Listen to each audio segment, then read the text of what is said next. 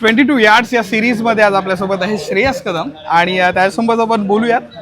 श्रेयस कदम, सगळ्यात आवडता टेनिस क्रिकेटमध्ये तुम्हाला सोडून कोणता आवडता प्लेअर आहे? ओमकार देसाई. ओमकार देसाई. ओके.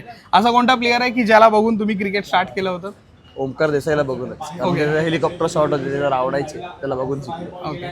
लहानपणी क्रिकेट खेळताना असा कोणता आयकॉनिक बॅट्समन वाटायचा तुम्हाला की मला मोठा होऊन आमच्या एरियातला हा दादा आवडतो? असे प्लेअर बरेच होते बघायला गेलं तर, पण त्याच्यामध्ये नितीन जंगम सगळा चांगला प्लेअर होता. ओके.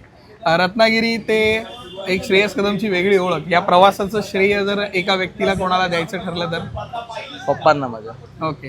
जर श्रेयस कदमची एक आयकॉनिक प्लेइंग 11 बनली तर त्याच्यामध्ये 4 बेस्ट ऑलराऊंडर कोण राहतील? त्याच्यामध्ये 4 बेस्ट असतील: विश्वजित ठाकूर, विजय पावले, करण अंबाला आणि चौथा आशिष मेहरोल. आशिष मेहरोल. ओके. असा कोणता बॅट्समन आहे ज्याची बॅटिंग बघायला खूप आवडते, म्हणजे यार खतरनाक खेळतो हा, अपार्ट फ्रॉम यू?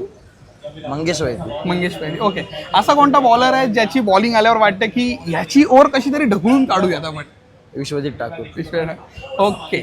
आणि लहानपणीची एखादी आठवण जी वाटते की नाही त्या टाइम नंतर मला वाटलेलं की मी क्रिकेटर बनावं?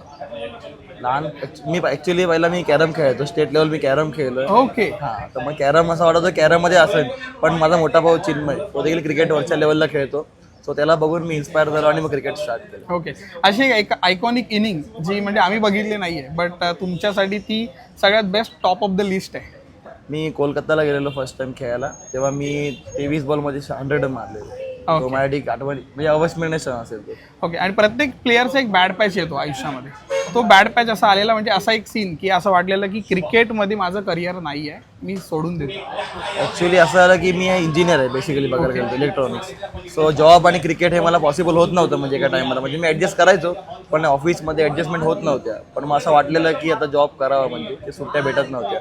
पण मग कंपनी खूप जेन्युइन होती, त्यांनी मला सरांनी ॲडजस्ट केलं, सो मग मी क्रिकेट कंटिन्यू केलं माझं. ओके. त्या सरांचं नाव समजलं तर भारी वाटेल, सरांना पण भारी वाटेल. त्या संदीप सर होते. Sandeep sir. Okay. Thank you so much 22 यार्डसाठी आणि थँक्यू सो मच आमच्यासोबत जोडलं. Thank you. Great powers to shape the post-war world.